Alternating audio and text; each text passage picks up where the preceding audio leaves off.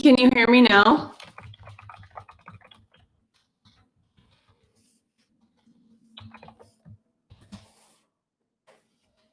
I changed mics.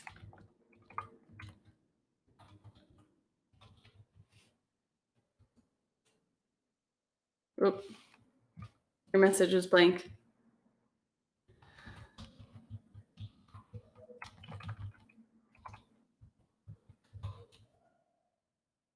New message. Oh, yes. Yay. Okay, great. Wow. Well, then let me just rewind here. Hang on. Let me get back to my slides. I've done that before with this microphone. Dang it. All right. So people are going to we'll have to cut off the first 7 minutes of me jabbering about nothing you guys could hear. Okay. So from the start here, we are taking a look at moods and hormones because it's been a huge theme coming into my office lately. And with teen girls, with moms, with stress, with anxiety, with depression, and what a lot of basically Western medicine has taught us to do is to put things underneath a microscope and really take a microscopic look at just the thyroid or just the ovaries or just the uterus or just the blood, just the hormones. And what I've found is that there's a big lack of understanding of what's going on globally inside of our body to really know what you have to do or what you should do next to make that body get back into harmony and support your own hormone process. Because there's often, or an easy way that we find is to have a quick fix and say, let's add in this progesterone cream, which we're going to talk about progesterone. Let's add in this estrogen. Let's put you on, these birth control tablets with artificial hormones to try to support a process that should be working on its own. So what we're going to take a look at is a 30,000 foot view of what's actually happening, what's going on in the body. That way, when we start to understand things better, we know what to do and we know what to say yes to, we know what to say no to, and we can start to understand how things are balanced out naturally, because really the process should happen naturally, unless we've already, started to lose, you might have a missing female body part. And at that case, we do have that happen and things are going to be a little wonky, during that time as well. But whether you're a woman that's having mood swings, weight gain, water retention, sleeping difficulties, anxiety, depression, you might be trying to get pregnant or not wanting to be pregnant anymore, and you don't want any unexpected surprises. This is a good thing to understand with what's going on globally. And then we're going to really start to hone down into what's going on internally. So that way you've got just a big picture view and can make some better choices. If you are struggling with hormones, which I found is so crazy often, and the answers that patients are given aren't necessarily congruent with our method of thinking, and in time will start to expire, or we need more meds, or we need, a better fix, a different fix. We got to try something else to trick the body instead of figuring out how to get that body to be supported the way that it needs to be supported. And there is some pretty big players in this picture that we're going to talk about, from the brain to thyroid and pituitary gland that's up in that area, and also your hormone lady parts, as well as your liver, which is a big one here. So ultimately, your brain is what's in control. Your brain is what makes all the shots. It calls all the shots. It decides what's going on, but it's got to get feedback from your lady parts and everywhere else in your body, really.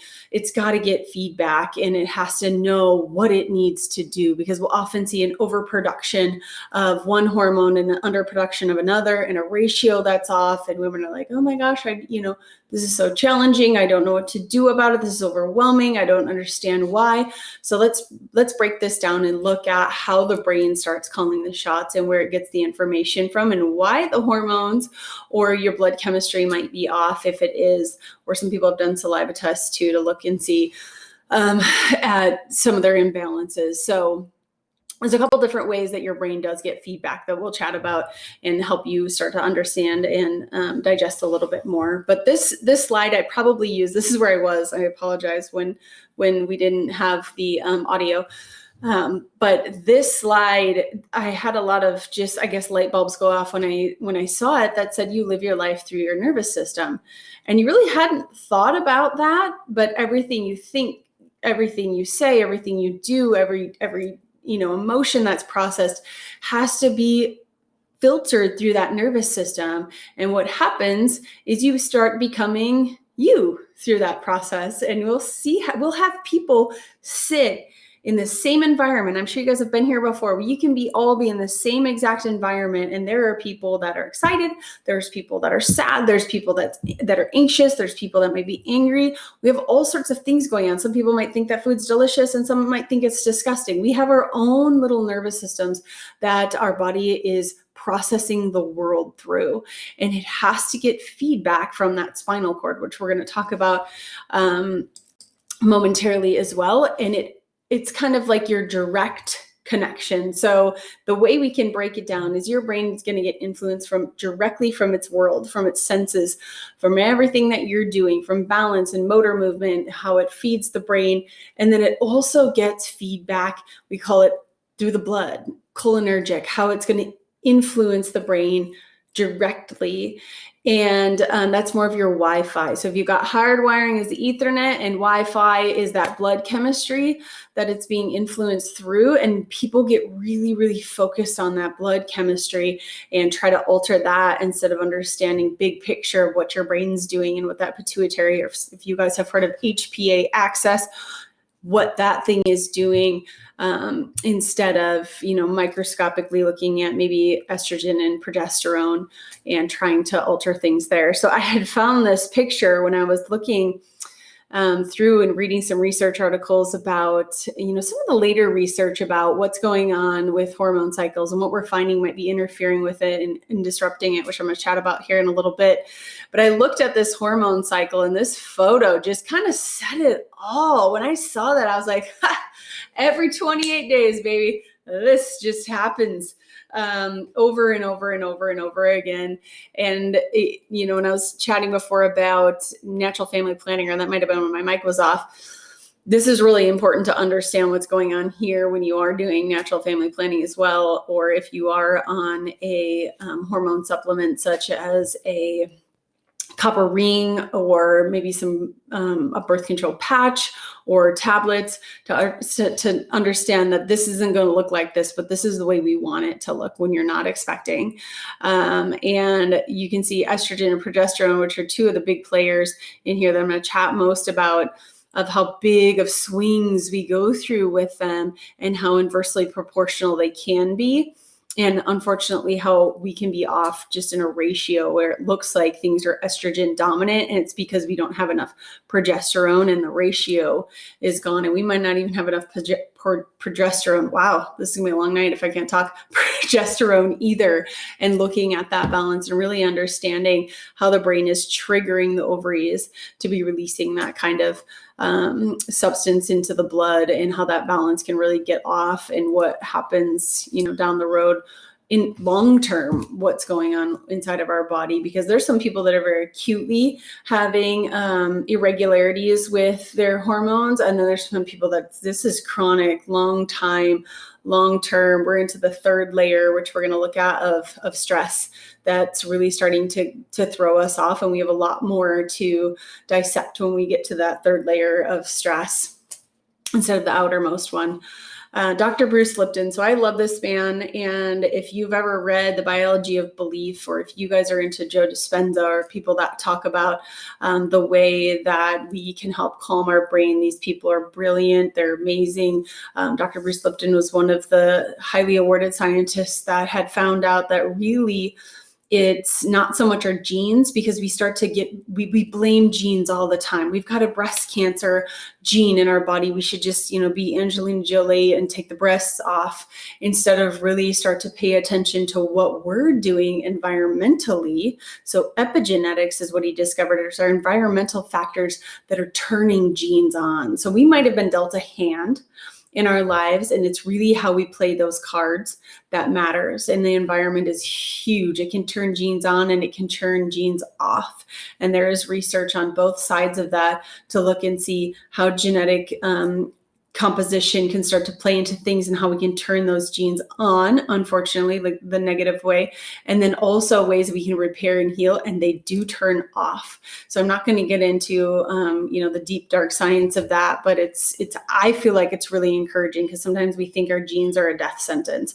My mom had ovarian cancer and my grandma had ovarian cancer. So I'm definitely going to get ovarian cancer type of mindset, instead of knowing I can take care of my body, knowing that might be a risk factor, which we all have, but that might be a huge risk factor for me. And I'm going to make sure I keep my body healthy and balanced. And he had wrote this quote that said, the function of our nervous system, which is how our brain and body talk to every single organ, cell, and gland inside of our body and release that chemistry back to the brain.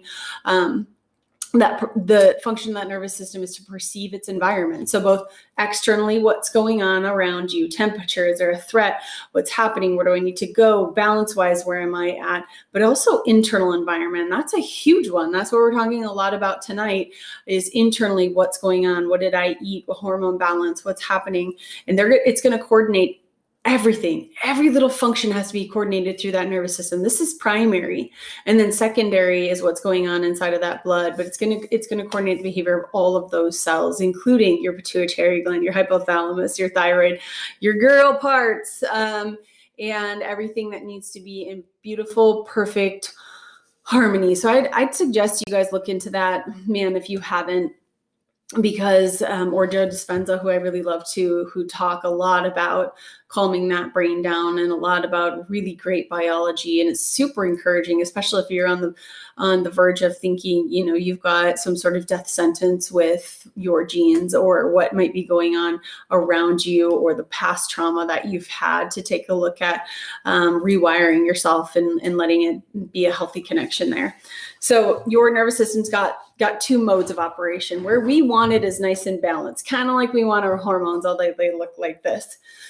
We want to feel nice and calm while we are seated and at rest. While I'm here, while you're listening, we want you calm. We don't want you hearing information and stuck in fight or flight. So that is a really an inborn innate response to stress. Nor do we want you actually healing, resting, and digesting or repairing while you're awake during the day. We want your nervous system balanced. And unfortunately, what we see is these two different modes that are inversely proportional, which I'll show you on the next slide, start to play and wreak havoc on our body. And stress, of course, we know is our number one thing. So if we're going to take a look at it, I always say choose your stress wisely. But if we're going to take a look at what stress does to the body, it is the number one thing that's going to cause cardiovascular disease, strokes, heart attacks, cancers. Stress interferes with our life cycle. And stress can be constructive. We can have good, healthy stress to challenge the body, but it becomes destructive in many different ways and many different components, which I'm going to talk about next. And let me just explain to you what happens with your body under stress, because some people might say, well, I don't feel stressed. I'll get that comment a lot. I don't feel stressed. But if you're having a hormone imbalance, your body feels stressed. So there's 300 trillion bits of information that go to your brain every single second. You're consciously aware of 50 of those. So there are people so often saying, I don't feel stressed. Guess what? Not to be, the Debbie Downer or the bearer of bad news. You've got to pay attention to it, because sometimes we just will disassociate with feeling stressed and try to push it aside instead of be able to handle it and process it and release it.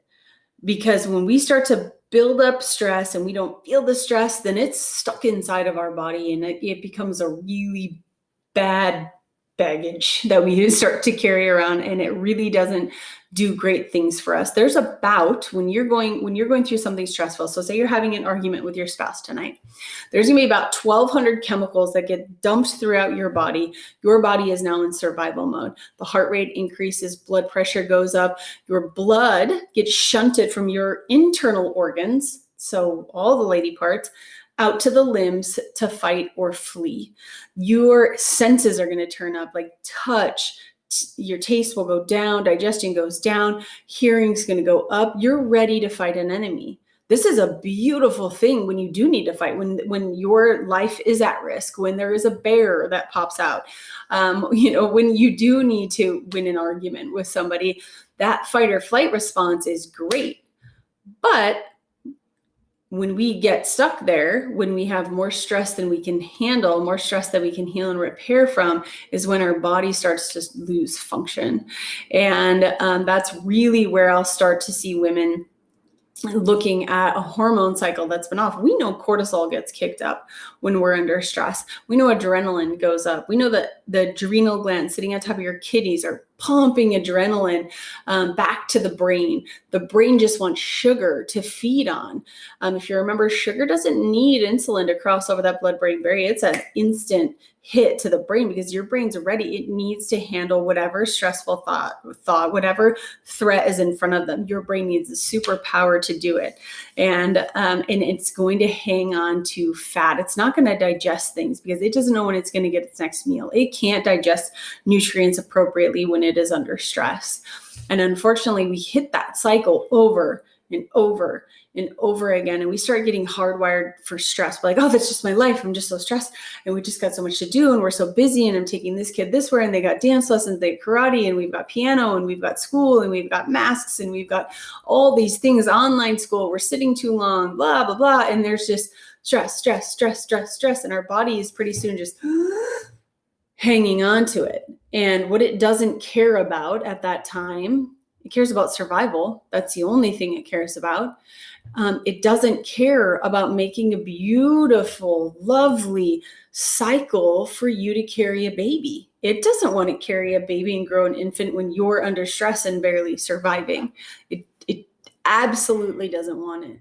And there's times when we just don't even, like I was saying, people say, I don't feel stressed. There's so much stress, internal stress that we can measure. We measure it on our scans and we'll look and see, okay, we've got a layer of stress that's going on that's been stuck inside your body, your nervous system, your spinal cord, that hardwiring to your brain. That remembers literally everything. It doesn't go anywhere. That's your database for your computer. That's what runs the show, and it knows what to do. You might say, I don't remember that happening, or, I didn't know I reacted that way. Your nervous system does. Your nervous system remembers how it reacted because it's got to remember it for next time. It's an efficient system. It doesn't want to relearn it. So it's just going to hang on to that and be ready. Like, I got to be on edge because I got to be ready for this next threat that's coming my way. And it doesn't sleep well because it's inversely proportional. This parasympathetic nervous system should be there when you're sleeping at night, when you're healing and repairing from the stress of the day, when you're digesting, when you're growing. All of the repair happens at night. If you've read anything on sleep, and you may not like to read books like I do, but the book of Why We Sleep talks a lot about, you might exercise one day or during the day, and it's not in that workout that you're getting healthy and strong. It's repairing from that workout. It's those neural connections that your brain is making. It's that movement pattern. That's how you learn things, is at night. Your brain will go through things at about a quarter of the speed that it did during the day, so it can make those neural pathways. And what we don't want it to do is be under a neural pathway for stress. We want it to be able to be full on parasympathetic, healing from the stress of the day at night. That's where the magic happens. That's where your body can reproduce the hormones that it needs to. That's where your body can replenish, uterine lining and the hormones that need to be there, and the food that you ate and the day that you had. But they're very, very It's very, very important. I don't know if you can really see this slide. It probably depends on the device that you're looking at, but this one's really helpful when you're looking at how inversely proportional that sympathetic nervous system is to the parasympathetic nervous system. Those two oppositions make a really big contrast, but they make a really big deal, and they can't be on at the same time. You can even watch, fight or flight compared to resting, healing, and digesting. You don't want to be stuck in either one for too long. This one will exhaust you, and this one you're already exhausted when we do measure it on our scan. So when you're looking over here, your sympathetic nervous system and all of what it does compared to your parasympathetic nervous system, It's a pretty big deal, from kicking out adrenaline to having your liver be overwhelmed with bile and being able to digest food. Things are turned down digestively, stomach, and things are turned up, lungs, bladder. So I don't know if I can make that picture any bigger for you, but I can also share my slides with you guys because I've got some other hormones that you might want to take a look at as well that are pretty important and how they play a role into this. But one thing I want you to take a look at is that hard wiring into the spinal cord. You can see your sympathetic nervous system has a lot of areas that hardwire in compared to your parasympathetic. There's just a few up in the cranium and the cranial nerves, this ginormous nerve here that we're going to talk about in a little bit with one big, Ethernet cord, and then bladder and pelvis, which is down in that lower sacrum and it has its own control center. And both of those are a pretty big deal when we're talking about female hormones, which is also why it's really important in our office to measure that and see just how your body feels internally. And yes, we can measure it, which is really cool. This next slide talks about how much we start to feed that stress cycle. So the big red word in the center is what we take care of in our office, which is neurological interference that might be interfering with that hardwiring from your brain to your body and not letting that cholinergic or the blood chemistry be right. Because if you remember, the brain has to be that primary control, the HPA axis, to talk to the lady parts that are going to start to release hormones back to the brain and back to all the other body parts to say, this is what we're supposed to do, friends. That big red word there, it's called subluxation. That means stress that's been stuck. But what we want to look at is what might be feeding that stress response. So I just talked about an argument. I talked about, you're taking your kids 1,000 places, what we're dealing with right now in our nation and in our country. There is a lot happening, especially emotionally, in our lives. And you can see that. But we also have to understand that whether we are in that stressful event, so we are in that argument with someone, we are thinking about that, like, oh man, I wish I would have said that to that person that, said this to me, blah, blah, blah. And you're thinking about it, your brain responds exactly the same. It is going to kick out the same hormones, whether you are there in that incident or whether you are thinking about that incident. It's a perpetual cycle of stress because your brain doesn't know. It just has to say, hey, I need to be ready to go to respond. And if you remember, again, your body grows a beautiful hormone cycle when it's in harmony and balance and not when it's feeling emotional stress. It doesn't want to carry a baby, which you have to remember. That's why we have a hormone cycle, is for reproduction. And chemical stress, which is a big deal when we're talking about endocrine disruptors. So endocrine meaning your hormone cycle and things that get in the way, and chemicals are a really big deal. I'm going to list off a couple of them. Some you might know and some you might not know about, to pay attention to, especially when you're on edge with hormones right now. If you've got an irregular hormone cycle, you're going to really want to pay attention to these toxins and what's going on in your life, and of course the emotional component of this. And then physical stress. Some people think physical stress is an injury, like you might have an injury to your pelvis that might be affecting your uterus and ovaries and bladder, or you might think of physical stress is falling or getting in a car accident, things like that. But really, that is a trauma. But physical stress of stagnation, just not moving your body, is actually worse. So you sitting in a chair all day or on a couch all day and not moving your body and not giving feedback to your brain, which is how your brain is fed, is through movement, electrical impulses from your muscles. 60% of that comes from your spine. So it's important to move your spine. I know with people like Nikki's a yogi, she would vouch for that. You're as young as your spine is flexible. We can all imagine people who might be elderly or somebody that's just kind of hunkered over and they move really slow. Internally, they're moving slow. Externally, they're moving slow. Their brain's not getting feedback. Everything slows down. So moving your body is so, so important in relieving stress, because if we just hang on to that stress and we don't have an outlet, it's a pretty big deal. Yes, we should move our spines in all ways every day, literally. I think you do kid yoga too, which is so cute, and your kids need to do this too. But that non-movement is actually worse. Your brain doesn't get feedback. And we know there's stagnation in our menstrual cycle when we start to have really nasty, sloughing off of the layers and dark blood and clots and, the skin and the chunks that'll happen.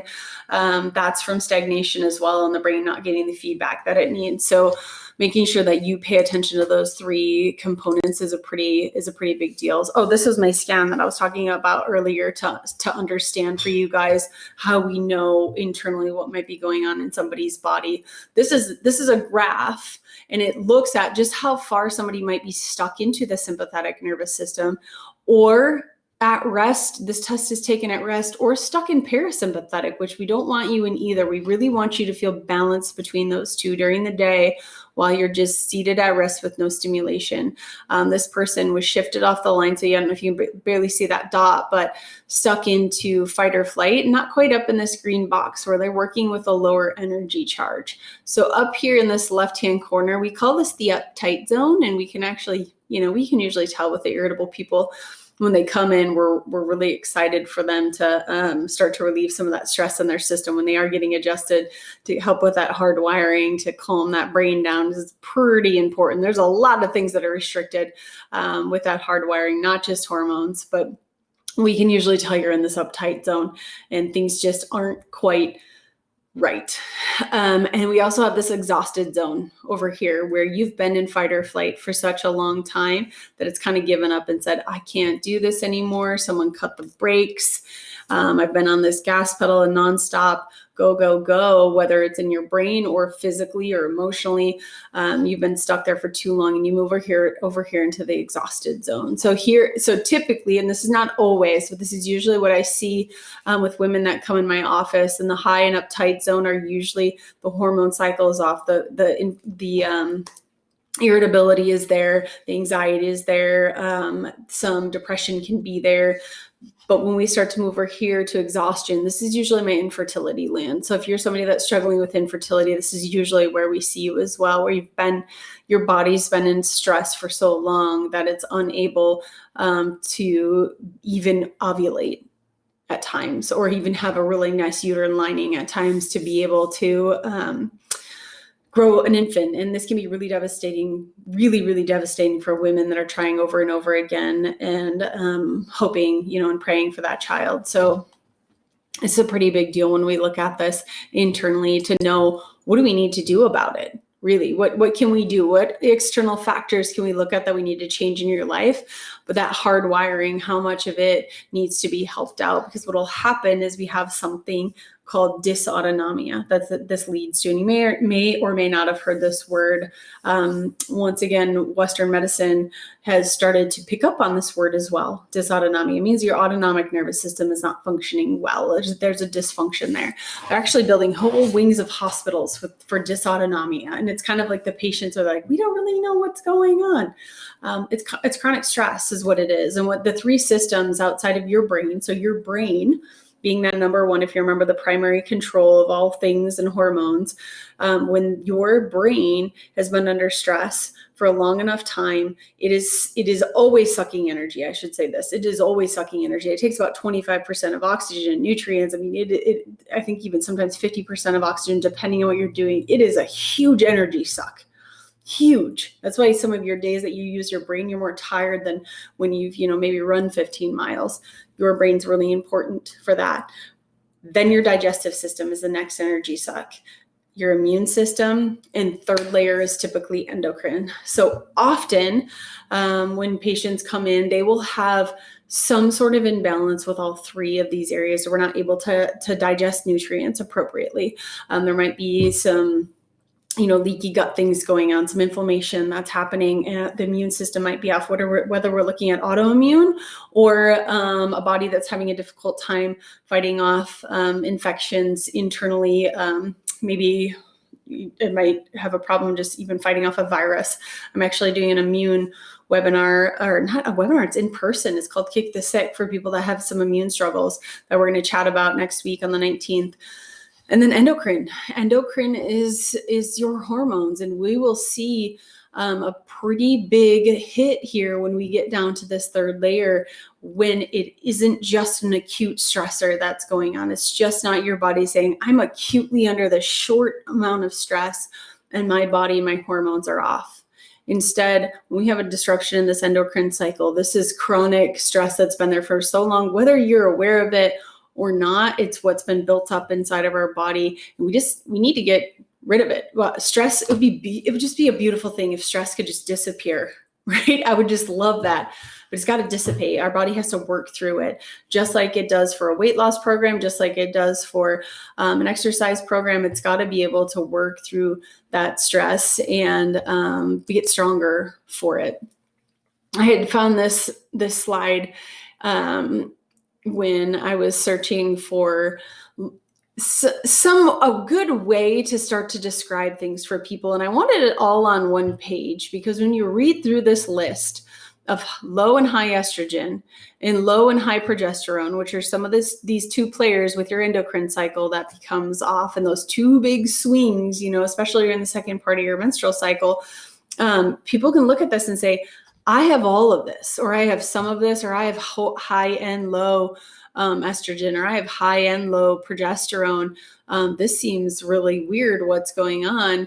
And typically it's the ratio that's off. That's why I always warn people, you might have such low amounts of estrogen, but also really, really low amounts of progesterone, that your estrogen seems high, but it's proportionately, because estrogen and progesterone are inversely proportional, and progesterone actually counterbalances estrogen effects. So you might say, oh my gosh, I have all these things. My estrogen is low and my progesterone is low, but I appear estrogen dominant. I've got the PMS, the fibroids, endometriosis, breast lumps, swollen breast, fibrocystic breast, we got breast cancer, infertility, hip fat, weight gain, cellulite, water retention.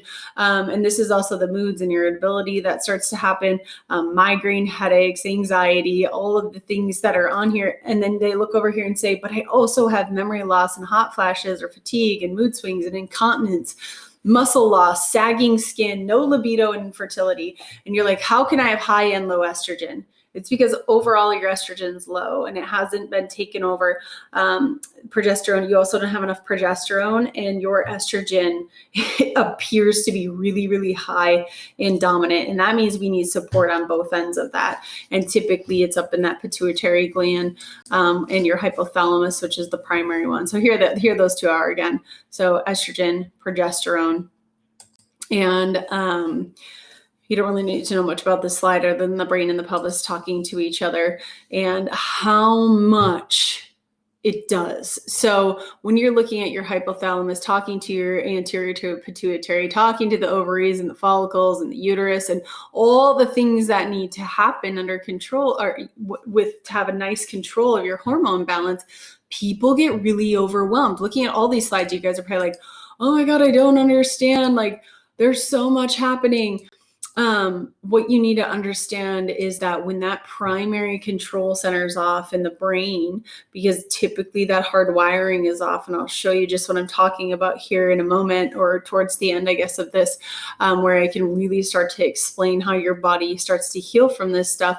We will start to see people, saying, oh my gosh, I have to go to this specialist and this hormone specialist, and I have to try this med and this drug, or maybe this supplement and this herb.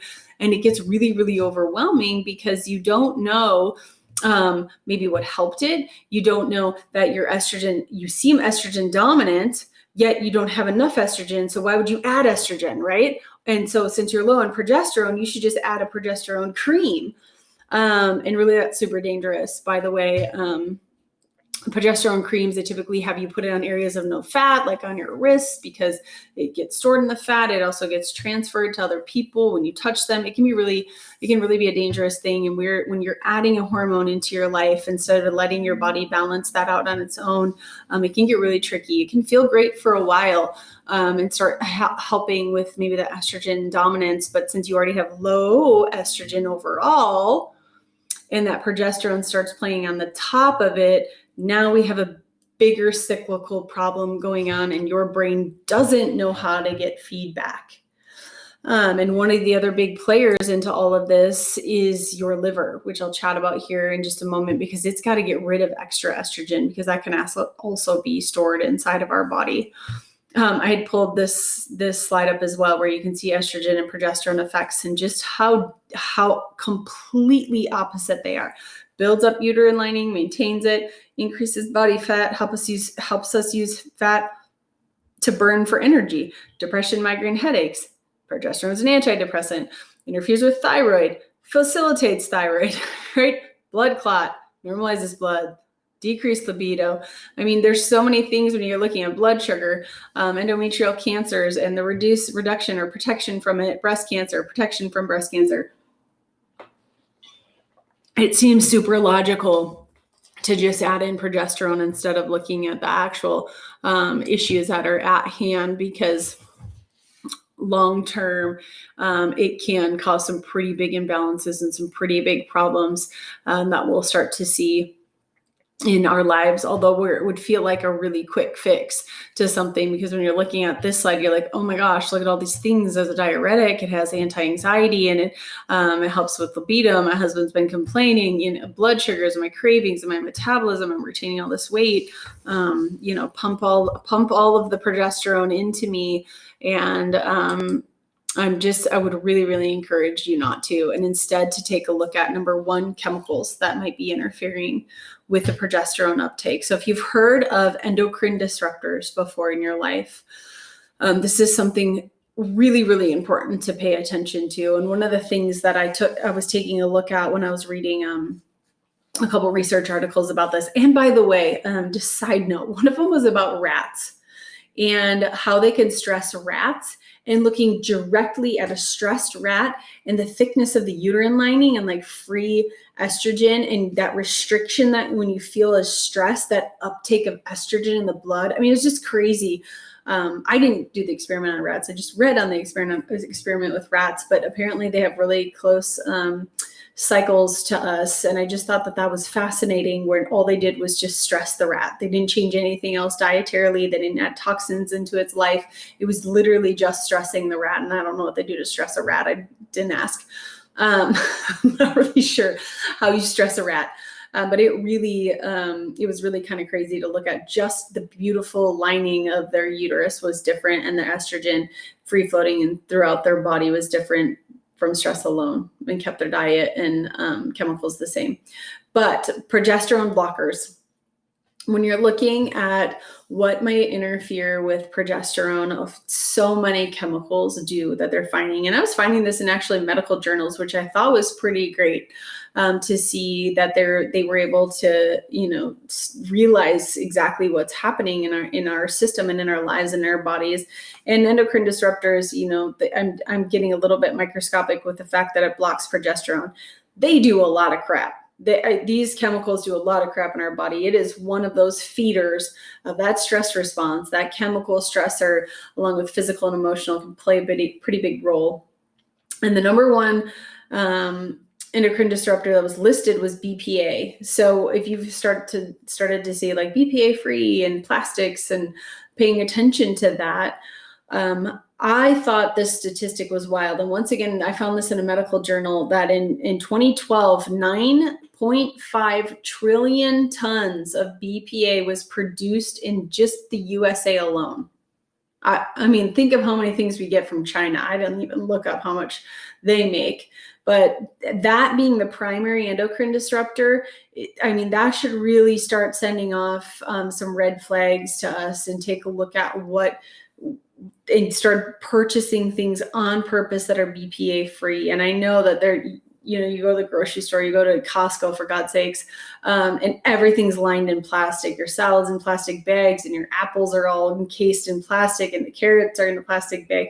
I mean, I get it. There's so much plastic in this world, and we know the oceans are full of it. And I could go on and on about plastic and BPA, but this one is such a huge endocrine disruptor. We also know it causes cancers and things like that. So you got to pay attention to it.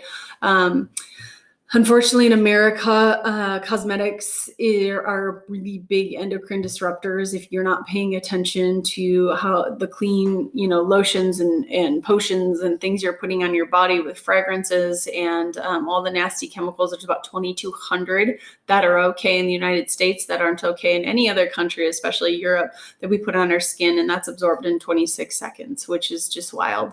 And there tends to be a lot of heavy metals and like paints and things from China. Roundup, glyphosate.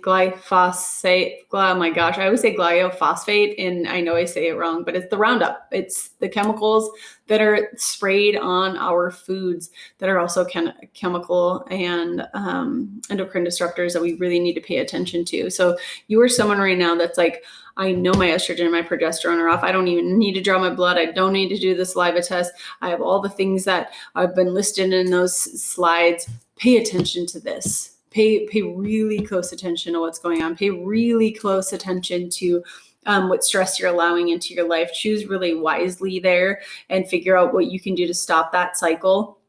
Calm your body down, meditation, things that are going to help your body reduce the stress that's there and start to get some of that balance back. And rest at night is, my God, the number one thing that you can do above all is go to sleep and sleep well, and make sure you have that full night's rest. If you're somebody who has hormones that are off, you're like, oh my gosh, but I have insomnia because my hormones are off and it's really difficult. Those are times when you're going to want to meditate. And you and I are going to have a different conversation as well as a patient in my office, if that's what you choose to do, because there's a lot of things that we need to take a look at based on scans and the neurology, that hardwiring that might be there, that's going to make a really big difference. The liver, I had to throw this one in there because of all those endocrine disruptors. Your liver has to detox everything, but it also has to get rid of the free estrogens that are in your body. And if it is overwhelmed with chemicals and it is overwhelmed with all the other crap in the world that we put, that are, inhaled, ingested in our body, our liver starts to get backed up. And one of the number one things we'll have people do is clean the liver. That needs to happen like every 6 months. Clean it out. Even if you're a really clean person, you may not have grown up that way. You may have grown up with medicines, and you may have grown up with, bologna and white bread and what is that stuff called? Miracle Whip and Brunswiger. I'm just listing things that I literally did. Kraft mac and cheese and antibiotics. That's kind of what I grew up on. Clean that liver out, give it a break, let it rest, let it breathe, let it get rid of all the other things. There's a lot of stuff that happens in that liver that's really, really important. So make sure you take great consideration to that. And there's so many professionals that can help you with detoxing a liver that you can look up. People that you can get with, people that have done it before. When you find a really great cleanse, stick with it, but then also knowing when you're stripping your body of nutrients to build it back up. That's highly, highly important. Don't just strip your body when you're starting to detox, because it can strip it of really good things too. You need to get that thing built back up. So things like probiotics and gut repair and supplementation and lots of lovely leafy greens and omega-3s and vitamin D. Let your body get built back up the way that it needs to, and paying attention to not adding more chemicals in the future, paying attention to all the other things I talked about, and paying attention to this guy called the vagus nerve. So this one is kind of the big culmination of stress in our body. If you remember when I looked way back on parasympathetic and sympathetic, and I said, take a look at that parasympathetic nervous system and that one big chain that I'm talking about, that's your vagus nerve. That's the one that connects all those organs and glands and gives that feedback, that hardwiring back to your brain, and runs that parasympathetic nervous system. That thing is such a big deal, you guys. Your vagus nerve is so important. And it's also one of the number one things that we see restricted in our office. And I am literally talking about neurologically restricted to your brain. It is perpetuating that cycle of stress. It doesn't have enough bandwidth to be able to handle the amount of stress that you're under. The tone is low. What's really cool is you can even read in medical journals about the vagus nerve and how important it is with tone and calming the stress response, and making sure that your brain and body are fully connected from that gut, from all of those organs and glands to feel calm and relaxed. Because we'll feel people will say, I've tried everything. I meditate, I do yoga, I've taken all sorts of supplementation and herbs, and I've taken, maybe they've even tried some medication. They're like, I've tried everything and I can't calm my body down. I'm still having these things, which is, the dysautonomia and the endocrine disruptions and the GI tract and the immune system that's all playing into this. But they're like, I just don't know what else to do. I just take all these supplements. I spend all this money. And we'll get inside of their body and run a nervous system scan and see that they have some huge restrictions in that vagus nerve. And what we'll often see, now you have to hear me out with this vagus nerve and where it's at. I actually might have it on the next slide here. I do. This is where your vagus nerve is. It is one of your 12 cranial nerves. So if you remember when I was talking about that cranium and what's going on there in that upper cervical area and near your brainstem, and that one big branch that was coming out to the parasympathetic, that's your vagus nerve. And you've got 12 cranial nerves that are taking in your nervous system in this upper area and swallowing, eyes, ears, nose, throat, mouth. You've got 2 that actually will leave your brain. They leave the cranial vault and they wander. Vagus means wandering, and that's the big one that goes out throughout those organs. It's got to leave in this upper cervical area, and your cranium plays a huge role into this as well. And you're going to want to just like scream when I tell you this, but we'll often see a restriction all the way back to the birth. Our brain is supposed to go through a nice little squeeze, like those cranial bones when you're coming out of the vaginal canal. It should do this nice little squeeze and then come back out in this beautiful little balloon. And what'll happen is there'll be some restrictions in that cranium. Sometimes there's assistance that's needed. Sometimes there's head tilting that's needed. Sometimes you have to pull. Sometimes the chin's wrong. Sometimes you're not even in the you're like face up, or you're a breech baby like I was. We're going to have some vagal nerve restriction. We're going to have some tone issues there. We'll also have some other cranial nerve things and, all sorts of other things that we can talk about just case by case basis that are going to be off that we don't realize from birth. And some real traumatic births. So we're going to see instantaneous, the colicky baby with the gut issues and a hard time, calming itself and crying all the time. So I have some of these things that are popping up on my screen. I don't even know what's happening. It is sometimes super obvious. And then there's other times we look back and say, there was a little bit of restriction. And it was a little bit restricted for a long enough time that now as a teen, when the endocrine cycle is super important because you're trying to grow all your lady parts, things start to be off. And from the teen years until your motherhood, adult life down to the grave, we know the hormones are off and we have horrendous hot flashes and we have horrendous menstrual cycles and mood swings and cravings and weight gain and water retention. And we're like, where did this come from? It may have just started in the birth process, and there's such a deficiency that's there, or a little bit of a deficiency that's there, that every other thing we did to build up stress in that physical, chemical, and emotional world has perpetuated that cycle, and over and over and over again, to get to a place that the sufficiency has been so low that our body can't maintain a beautiful hormone cycle like we need to. Can't maintain a mood, emotional regulation. I mean, there's so much that's going on that we start to develop even a different personality from when we were young. And I feel super grateful to be on the other end of that. And when I had my first scans, to see just how restricted that was, because I didn't know what I was going to do hormone wise with my body. I mean, I don't think my husband knew what he's going to do either, because I would have such huge different fluxes with estrogen and progesterone, to the point of like, you can't touch my boobs. Like, I can't even barely put a bra on. They were just swollen and inflamed. And my menstrual cycle, it was like, a super duper plus, and a pad wasn't getting me for the first hours, just like gushing blood. I mean, my hormones were atrocious before we got these scans and realized exactly what was going on. And it was in that upper cervical spine that needed the help, and how important it was. So if you remember that little bottom one that was down in the sacrum, right to the lady parts, how much that plays into the balance in this upper cervical area, because this area does the input. So even though I was having some irregularities and instability in my low back, I didn't even know I was having an issue in my upper cervical. Once we cleared this, my pelvis started to stabilize and menstrual cycle started to stabilize.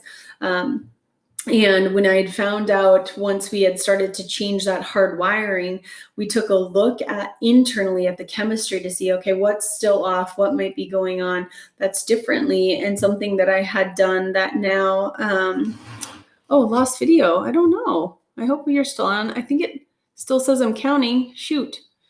Can you still see me?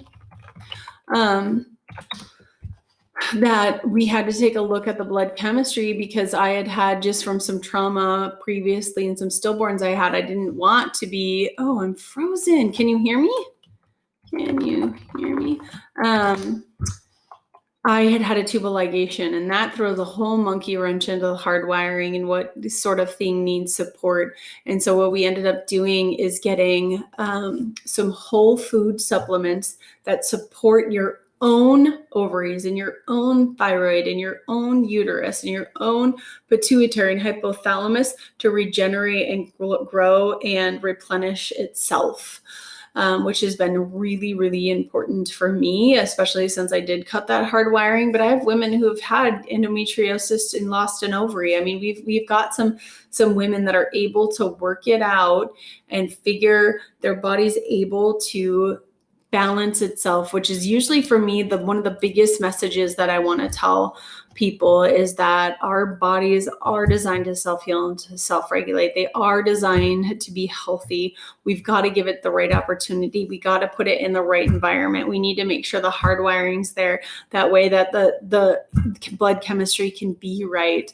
And really, I say chiropractic care is not it's not a treatment for anything. It's not somebody, might come to me because their hormones are off, and it is not a treatment for that. Instead, it's a way to put your body into a healing mode so that it can self-heal and self-regulate, so that it can be healthy, so that it can start to repair and stabilize that hormone cycle. And my gosh, just to watch the changes in young girls and women get their life back is really rewarding to me, because I want them to have a joyful life. I want them to have a great experience. I want them to have energy to give back to others, because that's really what this world is about right now. I mean, I think that we could all say the world's pretty stressful and people end up being really, restricted and with themselves. They don't have energy to give back to others. And the world needs the best us. They need the best you. They need the best me, so we can give energy back to other people and for them to encourage them to change their lives. So that's why we do chiropractic care. That's why I teach these webinars. I want people to be empowered to make really good decisions and see it from a bigger lens than really hyper-focused on just one issue, just one symptom, just one diagnosis, and look to see my body can heal. It can self-heal. It can self-regulate. Sometimes you got to give it time, because you don't know how long that stress cycle has been there. But your body is designed to be healthy and heal. Okay, I'm glad you can see me now, Nikki. I don't know what happened there. I'm hoping that the video goes through for everybody else. But for those of you who have any questions, you can type them in that chat box. People who aren't patients at my office, you can click on this VIP pass. So there'll be an offer at the end of this too, to come in and get those scans and sit down and chat and figure out what might be going on, so you can take a global look at the hard wiring in your body and get a better, get a higher life experience. That's really what we're all about. I don't know if you missed anything, Nikki, but I know that I'll see you and you can ask me as well. And so, because some people ask, well, how do you check, if you do blood work or if you do any cortisol looks or saliva tests. We do have some review systems that we go over that's pretty lengthy. It's like 236 questions to take a look at if you need some other actual secondary organ support, like ovaries and uterus and thyroid, pituitary, things like that. So thank you guys for joining me, and I hope to see you all very soon. And I hope you guys all have an amazing, beautiful, wonderful hormone cycle that can be balanced, and you can be your best self.